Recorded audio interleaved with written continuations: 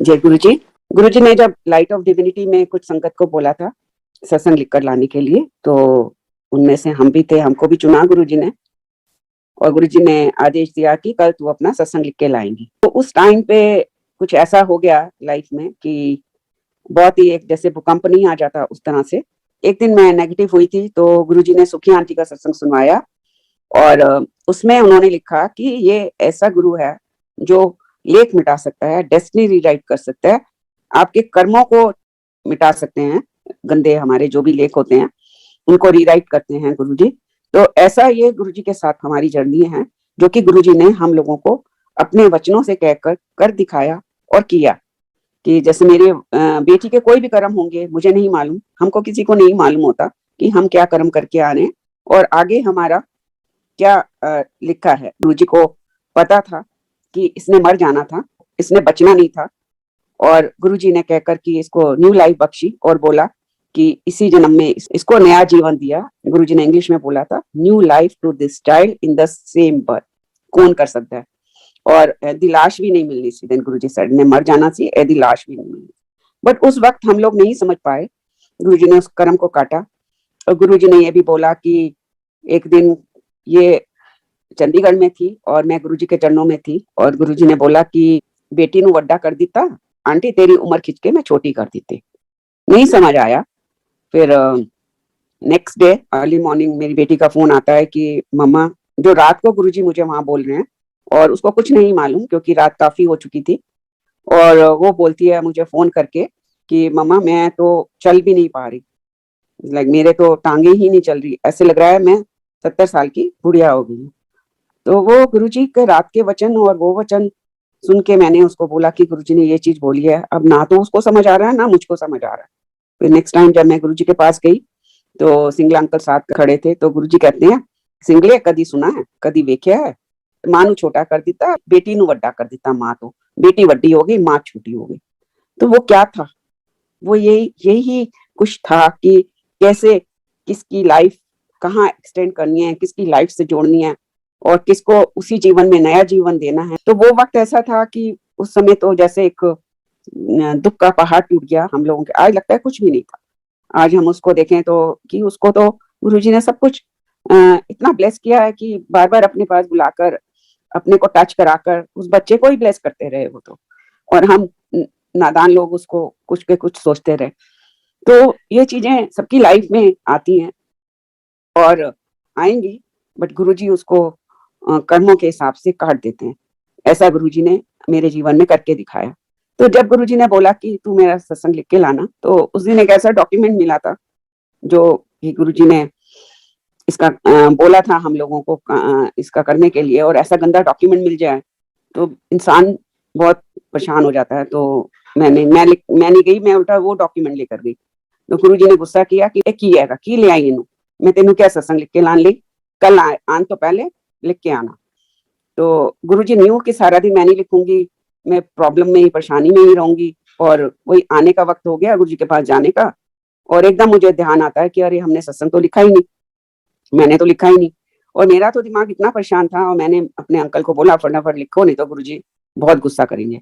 तो अंकल ने जल्दी जल्दी जल्दी जल्दी जो भी लिखा और एक एनवलप में डाला ब्राउन कलर के फोल्डर में, और हम गुरुजी के पास चले गए। जनरली क्या था, जीतू अंकल, गुरुजी का आदेश होता था कि मैं देखती थी वहां पे कि जीतू अंकल को लोग कुछ एनवलप में लाकर दे रहे हैं, तो मुझे कुछ आइडिया नहीं था उस वक्त।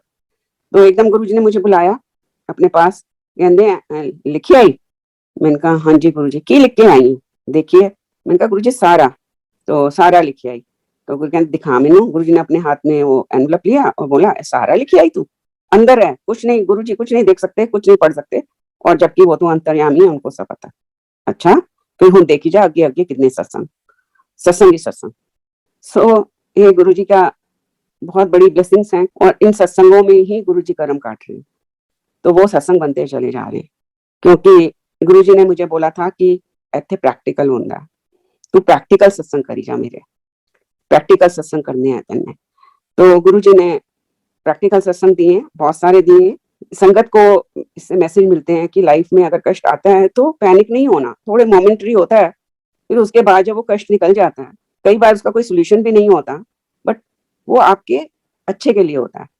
तो ऐसा गुरुजी ने दिखाया, जैसे मुझे कैंसर दिया गुरुजी ने, बट कैंसर दिया वो एक सत्संग बनना था। मेरे कोई कर्म रह गए होंगे, गुरुजी ने काटे, उनको काटे और मुझे पता भी नहीं लगने दिया कि एक बार को मेरे को हवा लगा कि अरे कैंसर भी आ गया, यही रह गई थी कसर, वो भी हो गया।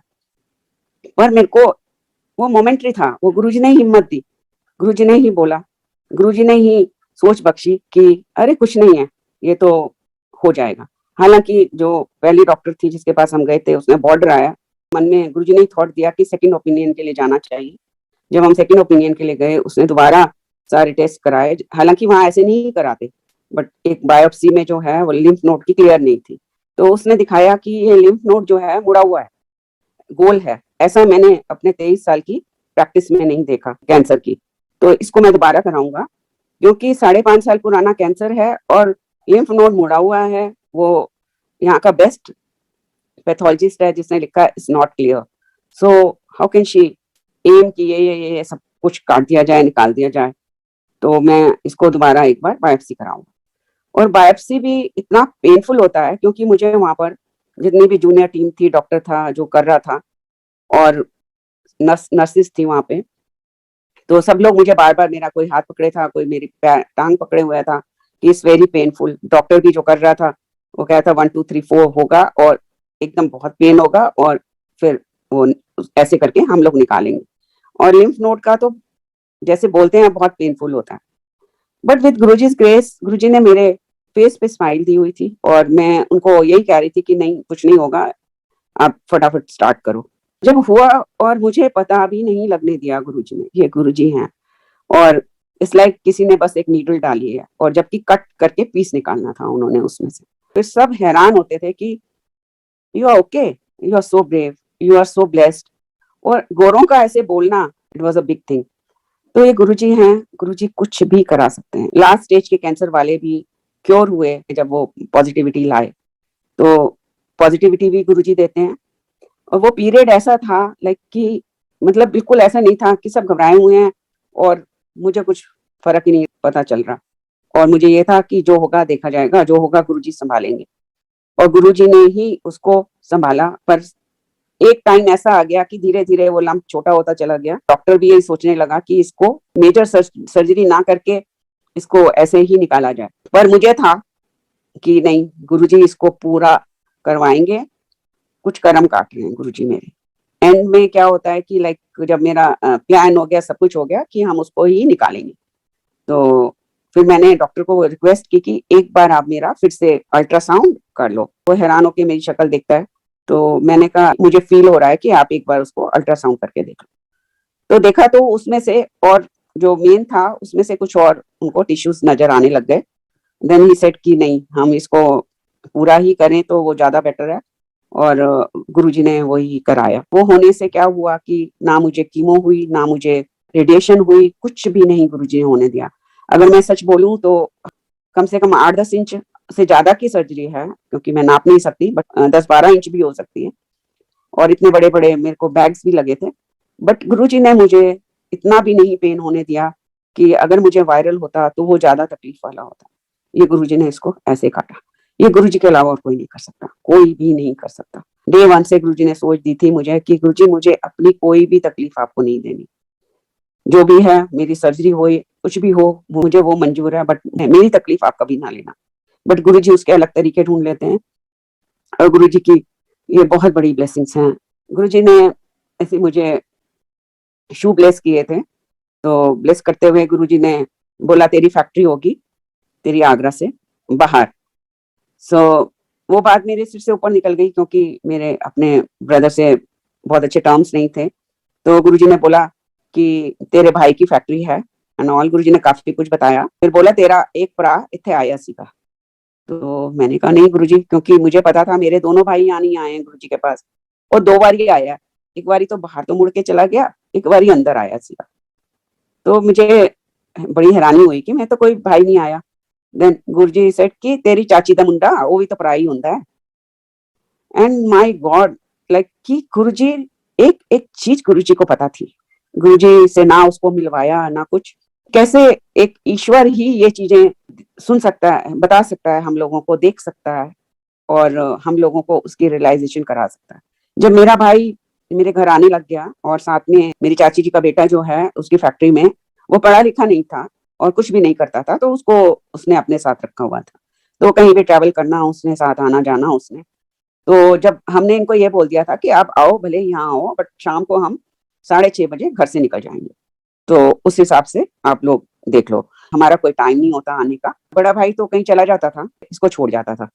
तो एक दिन मैंने इसको बोला तुम भी चलो गुरुजी के। वो चल पड़ा। रास्ते में मैंने इसको समझाया कि देख, इसको बिट्टू बुलाते हैं, कि बिट्टू देख वहां पे काफी हाई जेंट्री आती है, तो थोड़े मैनर्स के साथ बैठना होता है, वहां पे शोर नहीं करना, ये नहीं करना।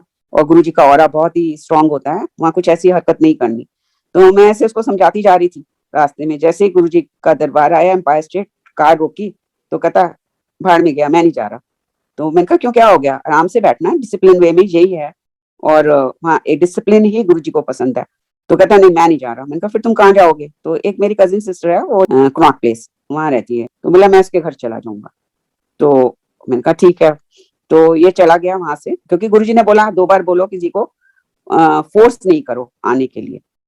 और उसको वो भी नहीं मिली, वो कभी घर से बाहर नहीं जाती, और स्पेशली शाम को, बट वो भटकता ही रहा पूरे टाइम। और उस समय गुड़गांव और डीएलएफ और उसका बहुत अच्छा ट्रांसपोर्टेशन सिस्टम नहीं था। वो भटकता भटकता वो रात को ही पहुंचा वापिस। उसके पास कार भी नहीं थी, कुछ नहीं थी। फिर एक बार फिर वो आए ये लोग, तो फिर ये कहता चलो मैं चलता हूँ। तो ये चल पड़ा कि इसके पास और कोई चॉइस नहीं थी। तो वहां आए, तो मैं ऐसे मन में थॉट आया, मैंने कहा गुरुजी, गुरुजी का दरबार लगा था, गुरुजी सिंहासन पर बैठे थे, और मैंने कहा गुरुजी आज ये आया है, और आई थिंक फर्स्ट टाइम मेरे पूरे खानदान में से कोई आया है, तो आप इसको एक ऐसा सत्संग सुनवा दो कि इतना नेगेटिव ये लोग बोलते हैं तो इनके सब होश ठिकाने लग जाएं, बस कि ये सोचे हाँ आए हैं हम लोग। तो मेरे को ऐसे थॉट आ रहे थे। गुरुजी सामने बैठे थे, इतने में गुरुजी का वो प्रसाद आ गया। गुरुजी प्रसाद बांटते थे उन दिनों। और जब वो एक लास्ट वो होता था शब्द, और गुरुजी प्रसाद देना शुरू कर देते थे। और उससे पहले जो है, प्रसाद आने से पहले अगर किसी संगत को खड़ा करना हो तो करते थे। जब प्रसाद आ गया और गुरुजी ने अपने हाथ में भी ले लिया और इशारा किया संगत को, जब वो मोमेंट हो जाता है और संगत खड़ी भी हो गई, एक एक करके सब खड़े होने लगते थे, तो मैंने कहा कि गुरुजी मैंने तो कुछ मांगा ही नहीं आपसे। मैंने तो ये मांगा आज कि गुरुजी आज एक ऐसा सत्संग शेयर करा दो कि बस इनको पता चल जाए, आगरा वालों को, कि आप कौन हो। गुरुजी मैं तो आपकी महिमा का ही एक हिस्सा बन रही, सोचा था कि आप वो कराओगे, और आपने वो भी नहीं किया। एकदम गुरुजी ने प्रसाद वापस रखा, और मुझे अच्छे से याद है अनीता कुमार आंटी को खड़ा किया था, इशारा किया था वहां करने के लिए। अनीता कुमार आंटी को कहते हैं एकदम गुरुजी प्रसाद वापस उसमें थाल में रखते हैं, उसको बोलते हैं कि चल आंटी तू अपना सत्संग शेयर कर, तू 10 मिनट लेट आई है, चल तू 10 मिनट सत्संग कर। और वो सत्संग शुरू हो जाती है। संगत जी ध्यान से सुनना कि गुरुजी क्या नहीं कर सकते। वो अपना सत्संग शेयर करती हैं, और वो यूके से हैं, सबको पता है। उन्होंने अपना एक्सेंट के साथ सत्संग करना शुरू किया इंग्लिश में, तब वो इंग्लिश में ही करती थी। तो मैंने कहा गुरुजी खड़ा किया भी तो किसको, और उसका एक्सेंट इतना स्ट्रांग है, और इसको कहाँ समझ आ रही होगी। तो गुरुजी प्लीज, इसको तो कुछ भी नहीं पता चलेगा, खड़ा करके सत्संग कराने का क्या फायदा हुआ। तो एकदम से गुरुजी उसको कहते हैं आंटी सुन, तू हिंदी या पंजाबी सत्संग कर। Within second she says कि Guruji you know my Hindi is not that good, I don't know Punjabi. Then Guruji said ना तू मुंह चला, बुलवाऊंगा मैं। एंड संगत जी उन्होंने पंजाबी और हिंदी में सत्संग किया, और इतना प्यारा सत्संग था उनका कि कैसे गुरुजी ने उनकी जो फेस में प्रॉब्लम थी, और ब्लड ब्लीड करता था वो, आप सबने उनके सत्संग सुने होंगे, और गुरुजी ने वो सब सुनवाया। और उन्होंने उनको बोला गुरुजी ने कि आज तू अपने फेस नु मिरर विच जाके देखी। और उसने कितने टाइम से अपने को मिरर में नहीं देखा था, डरते डरते उन्होंने मिरर में अपना फेस देखा, तो उनका फेस बिल्कुल क्लियर था। और ये गुरुजी हैं ऐसे करके, और अच्छा ए वाला सुना, अच्छा ओ वाला सुना करके गुरुजी ने वो सारा सुनाया उसको। उसके बाद हम लोग वहां से निकले। तो जब गुरुजी ने आज्ञा दी, लंगर हो गया, गुरुजी ने बैठाया, काफी देर फिर बाहर निकले, तो मैंने उसको पूछा, मैंने कहा हाँ भाई बताओ कि क्या समझ आया तुमको। जवाब नहीं दिया उसने। फिर मैंने बोला कि क्या, कैसे लगा तुमको वहां, और क्या तुमको समझ आया। तो बोलता है कि उसको बॉस बुलाता है, मेरे ब्रदर को, बॉस के आगे बताएंगे जब बॉस आएंगे। तो मैंने कहा चलो ठीक है। हम घर पहुंचे, तो उसका बॉस भी आ गया था। फिर उसने पूछा, हाँ भाई क्या करके आए वहां पे, क्या देखा तुमने वहां पे, क्या लगा तुमको? तो बोलता है कि बॉस वहां पे तो जो है मेनका गांधी आई हुई थी, अरुण शौरी वगैरह आए हुए थे, उसने दो चार नाम लिए जो वहां थे। तो फिर क्या हुआ वहां पे? बोला बॉस वो बस उसकी सफल की जुगाड़ चल रही थी वहां पे। Oh my God. मैंने कहा बस आज के बाद ना तुम वहां जाओगे ना तुम्हारा बुलावा है। और क्या जुगाड़ थी वहां पे, सफल क्या होता है? बोले कि नहीं वो मेनका गांधी की वो है ना एक कंपनी सफल, जिसमें मटर वगैरह एंड ऑल, तो उसी की जुगाड़ से वहां पे लंगर हो रहा था। तो मैंने कहा गॉड, ये सोची तुम लोगों की है, लाइक कि तुमको और कुछ वहां समझ नहीं आया। इतना प्यारा सत्संग हुआ, उसको कैसे क्योर किया गुरु जी ने। खैर मैंने बहुत ज्यादा कुछ नहीं बोला और बात खत्म हो गई। आज संगत जी वही लोग हैं, वही सारी दुनिया है जो आज गुरु जी के लिए पागल हो रखे हैं। लाइक गुरु जी गुरु जी गुरु जी गुरु जी के अलावा और कुछ समझ नहीं आता उनको। अब उनको कोई जुगाड़ नजर नहीं आती, उनको कोई सेलिब्रिटी नजर नहीं आता। अब सब गुरु जी गुरु जी गुरु जी, सारा खानदान गुरु जी ने जैसे बोला, टब्बर दा कल्याण, पड़ोसियां दा सब गुरु जी ने, देशां दा विदेशां दा, वो गुरु जी ने करके दिखाया और गुरु जी कर रहे हैं। ये गुरु जी हैं, गुरु जी कुछ भी कर सकते हैं, मतलब कुछ भी। हम गुरु जी के पास जाते थे तो गुरु जी स्टार्टिंग में काफी टाइम तक, नियरली 1.5 पौने 2 साल तक गुरु जी ने काफी देर तक रोकते थे हम लोगों को। वो बहुत बड़ी ब्लेसिंग्स थी उनकी, क्योंकि हम आगे के कर्म अपने नहीं देख सकते थे और गुरु जी उनको काट रहे थे। वो क्या था, कौन सी दुनिया थी वहां, कैसे हम उनके साथ बैठे होते थे। और कभी गुरु जी सिंहासन से उठ के साथ में आके बैठ जाते थे, कभी अपना सिर मेरी लैप में रख लेते थे, कभी मुझे माँ का दर्जा दे देते थे, कभी कुछ, कभी कभी फ्रेंड बन जाते थे। हर चीज जो एक दुनिया का रिलेशन है वो गुरुजी ने करके दिखाया और समझाया। तो फिर गुरुजी ने धीरे धीरे हमको जल्दी भेजना शुरू कर दिया। तो मन नहीं होता था, मैं आंखें चुराती थी कि गुरुजी नहीं अभी बैठने दो एंड ऑल। बट गुरुजी फिर वही शुरू हो जाते थे, चलो भाटी आंटी, जुकाम वाली आंटी, गुड़गांव वाली आंटी, पहले आंदी नहीं सी हुन मगरे पै गई, हुन पिछा ही नहीं छड़दी, चलो अपने गुड़गांव। तो इस तरह से गुरुजी भेज देते थे। तो एक दिन काफी टाइम हो गया था, कुछ 1 महीने हो गए थे, मैं बैठी थी, मैंने कहा गुरुजी आज प्लीज गुरुजी आप मुझे रोकोगे, देर तक रोकोगे, मुझे वही वापस नजारे दिखाओ आज मुझे। 11:30 बजे का टाइम था, बट गुरुजी ने वही भेज दिया हम लोगों को। और मैं बाहर निकली और पूरे रास्ते में बड़बड़ बड़बड़ करती जा रही हूँ कि गुरुजी क्या मांगा था मैंने, आप ही कहते हो तू अपने लिए कुछ नहीं मांगती, मैंने तो यही मांगा था गुरुजी आज यहाँ रोक लो हमको, रुकना है आपके पास, बैठना है। और हालांकि मुझे अकल ही नहीं थी, वो तो बहुत बड़ी बात थी, वो तो बहुत बड़ी ब्लेसिंग थी कि गुरुजी के पास बैठना है, और मुझे उसकी वैल्यू ही नहीं थी था। तो बड़बड़ करते जा रहे हैं और एम्पायर स्टेट के गेट में पहुंच जाते हैं। तो इतने में जोशी अंकल पीछे पीछे आते हैं, कहते हैं आप लोगों को गुरुजी बुला रहे हैं। उस दिन मेरा भाई भी था और उसके साथ कुछ लोग भी थे। तो हम लोग भागते जाते हैं, अंकल सबसे आगे कि आज गुरुजी ने मुझे बुलाया। तो मेरे हस्बैंड सबसे आगे और बहुत स्पीड में चलते थे तब। तो उन्होंने, हम पीछे पीछे गुरुजी के जैसे आगे गए, हाँ जी गुरुजी आपने बुलाया, तेनू नहीं बुलाया। तो इतने में मेरा भाई पहुंच गया, बोले चल जुआरी चल पीछे जा। आ गया, तो पहले आंदा नहीं सी, चल पीछे जाके बैठ तू। तो फिर मैं आगे आई, फिर गुरुजी ने बोला कि आंटी हाँ देख, मैं तेनू एक झटके ते ठीक किया, तू मेरे लिए की किता? तो मैंने कहा हाँ गुरुजी आपने मुझे एक झटके में ठीक किया, नो डाउट कि आपने मुझे ठीक किया था। तो क्योंकि मेरे जो क्लॉट्स गुरुजी ने विद इन सेकंड्स निकाले थे, और गुरुजी बड़ी देर तक अपनी नोज को ऐसे पकड़ के करते रहते थे। तो वो बहुत बड़ी देर को बीमारी थी जो गुरुजी ने निकाली थी।